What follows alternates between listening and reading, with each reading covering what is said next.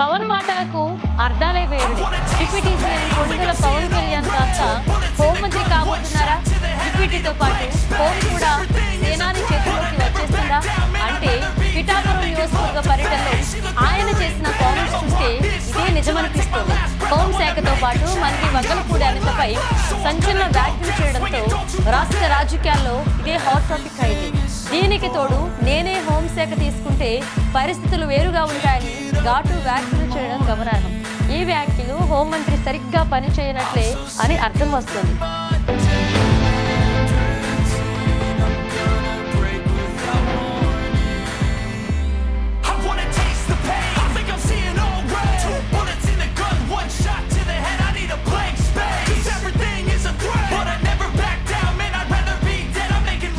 అందుకే తార తీసుకుంటానన్నట్టుగా ఉన్నాయని కొందరు నచ్చుతున్నారు కూడా. ఇంతకీ పవన్ ఎందుకు ఇలా మాట్లాడారు, ఇంకా ఏం మాట్లాడారు అనే విషయాలు చూద్దాం. వాస్తవానికి టీడీపీ కూటమి అధికారంలోకి వచ్చాక నేరాలు ఘోరాలు పెరిగిపోయాయన్నది వైసీపీ చేస్తున్న పెద్ద ఆరోపణ. అసలు శాంతి భద్రతలు ఏపీలో ఉన్నాయా? లా అండ్ ఆర్డర్ ఏమైంది అని అత్యాచారాలు, హత్య, దాడులతో సామాన్యుడి నుంచి కూడా ఇదే ప్రశ్న వస్తుంది. ఈ పరిస్థితుల్లో హోంశాఖ లా అండ్ ఆర్డర్ గురించి ఇలాంటి వ్యాఖ్యలు చేయడంతో సంబంధిత మంత్రులు ప్రభుత్వానికి ప్రశ్నించినట్లే. అంటే వంగలపూడి అనిత చంద్రబాబు సరిగ్గా పనిచేయనట్లే అని చెప్పకనే చెప్పేశారన్నది విమర్శలకు మాటలిది. ఇలా చేస్తే నేనే హోంమంత్రిని అవుతాను, నేనే హోంమంత్రిని అయితే పరిస్థితులు వేరేలా ఉంటాయి, విమర్శ చేసే వారిని ఇలాగే వదిలేస్తే హోంమంత్రిగా నేను బాధ్యతలు తీసుకుంటాను అని పవన్ ఘాటు వ్యాఖ్యలు చేశారు. హోంమంత్రి అనిత రిపీట్ చేయాలి, లా అండ్ ఆర్డర్ చాలా కీలకం, పోలీసులు మర్చిపోకండి అంటూ వార్నింగ్ ఇచ్చాడు.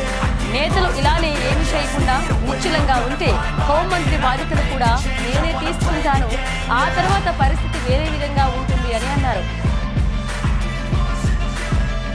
క్రిమినల్స్ కు కులం మతం ఉండదు. పోలీసులకు ఎన్నిసార్లు చెప్పాలి? గత 5 ఏళ్లలో ప్రభుత్వం పనిచేయలేదు. అందుకే ఆ పరిణామాలను ఇప్పుడు చూస్తున్నాం. ముఖ్యమంత్రిని చంపేస్తారని బెదిరించిన వ్యక్తిని పోలీసులు ఎందుకు వదిలేస్తున్నారు అని పోలీసులను ప్రశ్నించాడు. ఇళ్లలోకి వెళ్లి మహిళలపై అత్యాచారం చేస్తుంటే పోలీసులు ఏం చేస్తున్నారు? అత్యాచార నిందితుల అరెస్టుకు కులం అడ్డొస్తుందా? క్రిమినల్స్ ను వదిలేయాలని ఏ చట్టం చెబుతోంది?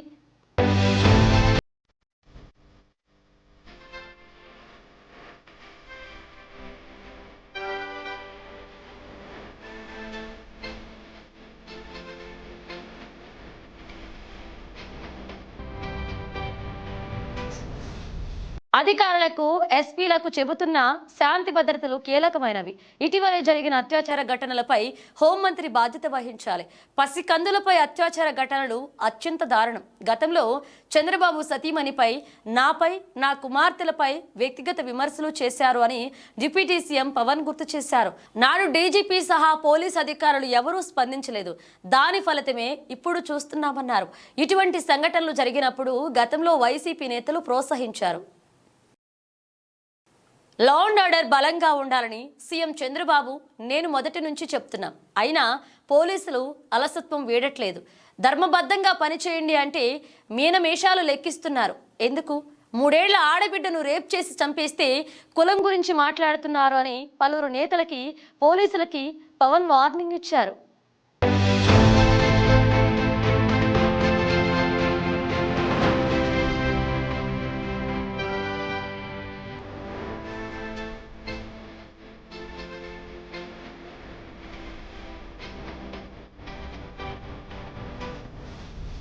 కొందరు ఐపీఎస్ అధికారులు క్రిమినల్స్ ను వెనకేసుకుని వచ్చేలా వ్యవహరిస్తున్నారు. ధైర్యం లేని వారు పోలీసులుగా ఉండడం ఎందుకు? ఉత్తరప్రదేశ్లో అక్కడ సీఎం యోగి ఆదిత్యనాథ్ లాగా వ్యవహరిస్తేనే పరిస్థితి అదుపులోకి వస్తుంది.